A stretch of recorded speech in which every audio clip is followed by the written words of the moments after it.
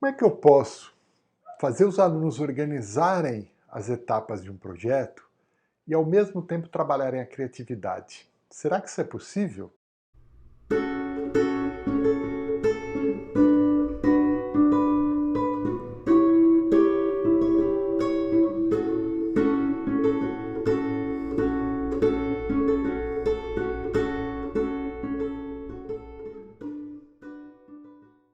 Em primeiro lugar, eu quero agradecer a professora Lourdes Xavier, que me pediu para fazer esse vídeo sobre esse material. E eu achei uma grande ideia da professora me pedir para falar sobre isso. Antes de continuar, não se esqueçam de se inscrever no canal, dar o joinha lá embaixo e compartilhe o vídeo com os amigos, com o colega, use o WhatsApp, enfim, podem propagar esse vídeo o quanto quiserem, porque essa ferramenta é uma ferramenta muito interessante e muito fácil de ser trabalhada. Ela é uma ferramenta usada para projetos, mas na fase inicial, na fase da concepção dos projetos, ela é uma ferramenta que ajuda a desenvolver as ideias e, ao mesmo tempo, ela trabalha de maneira criativa, ou seja, ela faz com que o aluno explore a sua criatividade, a sua capacidade criativa. Ela foi criada pelo professor Bill Verplank, que é engenheiro mecânico, professor da Universidade de Stanford, e eu chamo essa ferramenta de quadro de Bill Verplank. Ele nunca deu um nome para esse quadro, enfim, ficou o nome dele mesmo, né? E ele trabalha a ideia de um projeto, as etapas de um projeto, através deste quadro. Esse quadro ele é feito de maneira bem simples, uma folha de papel, que pode ser usada, deitada, como a gente fala, no formato de paisagem, como está lá no computador, né? A gente usa a folha assim, e divide essa folha em 8 pedaços. Cada uma desses 8 pedaços vai explicar o desenvolvimento do projeto. Então a gente começa pela ideia. Qual é a ideia de desenvolvimento que você tem? Qual que é a ideia do seu projeto?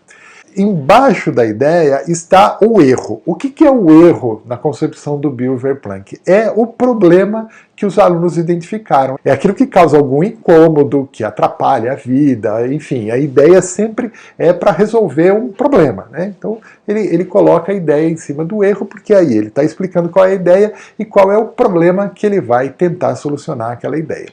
Depois, ele tem a parte chamada de metáfora. O que é a metáfora? A metáfora é uma comparação que a gente faz para explicar alguma coisa. Então eu vou começar a explicar para as pessoas qual é a minha ideia. Então uma ideia inovadora sempre tem que ser explicada por uma metáfora.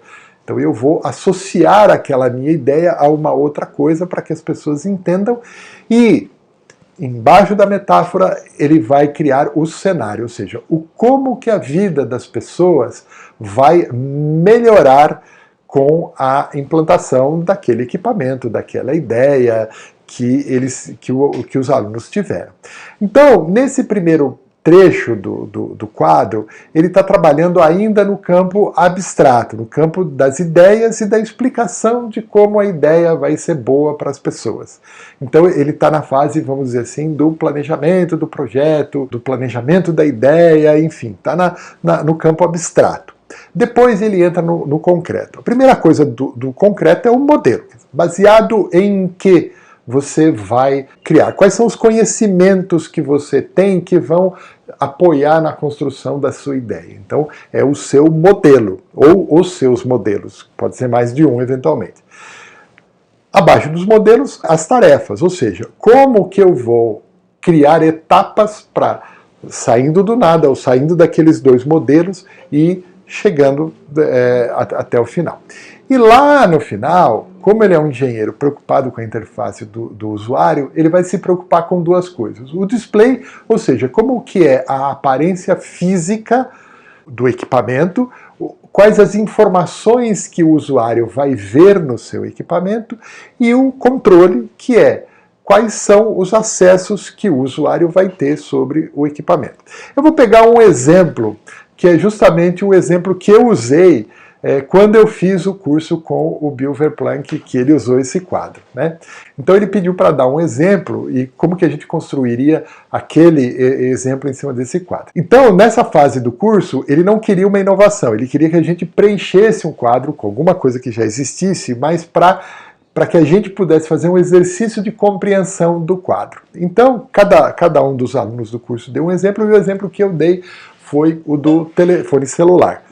Na época, há uns 15 anos atrás, os smartphones nem eram muito comuns, nem existiam, estava no começo. O que existia era o telefone celular com algumas poucas funções.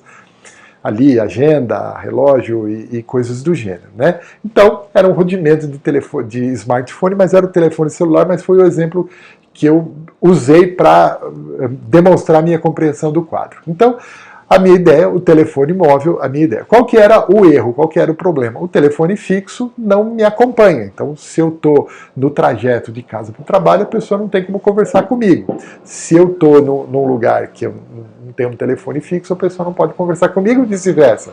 Eu também não posso conversar com ninguém. Então, o erro era o fato do telefone fixo não poder andar com a pessoa. A metáfora que eu usei foi uma corrente sendo quebrada. Então eu usei a metáfora da quebra de correntes como uma metáfora de liberdade que o telefone celular podia me dar. E o cenário, em qualquer lugar, em todas as horas, ou seja, as pessoas mais conectadas. Então foi esse o cenário que eu pintei.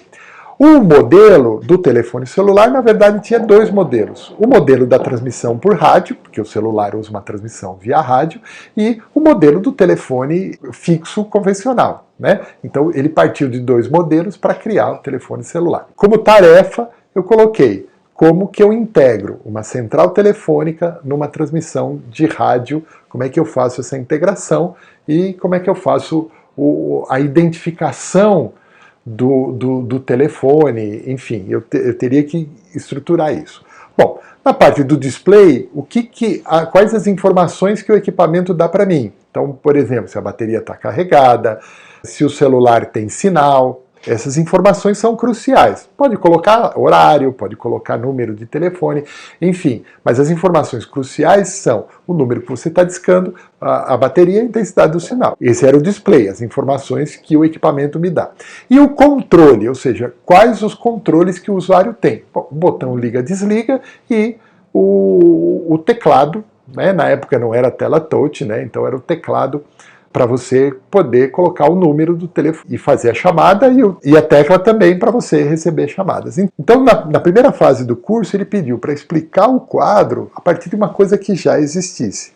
Então, antes da gente fazer o nosso projeto, ele pediu para a gente explicar, para demonstrar a nossa compreensão do quadro, e eu usei exatamente esse exemplo do telefone celular. E aí vem um desafio, que é você fazer tudo isso sem usar palavras, usando só desenhos, só imagens.